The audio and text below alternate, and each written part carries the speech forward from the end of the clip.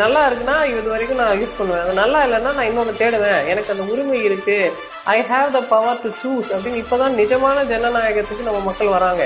இதுக்கு முன்னாடி மக்கள் எப்படி இருப்பாங்கன்னா, எங்க குடும்பமே காங்கிரஸ் குடும்பம், எங்க குடும்பமே திமுக குடும்பம், எங்க குடும்பமே இவங்களுக்கு குடும்பம், அவங்க மொத்த குடும்பமே கொத்தடிமை மாதிரி இருப்பாங்க. வேற யாருக்கும் நாங்க ஓட்டே போட மாட்டோம், இவங்களுக்கு தாங்க அப்படின்னு சொல்லுவாங்க. இன்னொரு விஷயம் சார், இப்போ எந்த கட்சியும் இந்த மாதிரி கூட்டம் சேர்க்கணும்னா அதுக்கு என்னென்ன பொருட்களை கொடுத்து மக்களை தூண்டி லாரியில கூட்டிட்டு போய் எங்க உட்கார வைப்பாங்க, எங்க நிக்க வைப்பாங்க, எல்லாம் செய்வாங்கன்னு நமக்கு தெரியும்.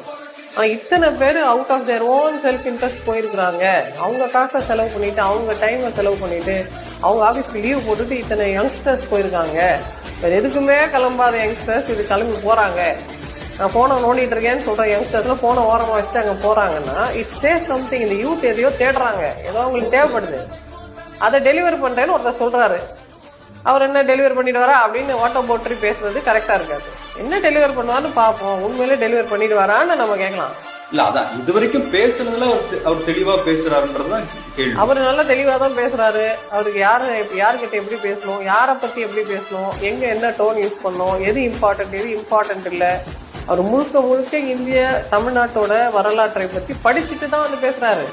அவர் கரெக்டா ரெஃபரன்ஸ் எல்லாம் சொல்றாரு. அவருக்கு எல்லாம் எங்க எது பொருந்தி வருதுன்னா அவர் தெரிஞ்சுதான் இருக்கு.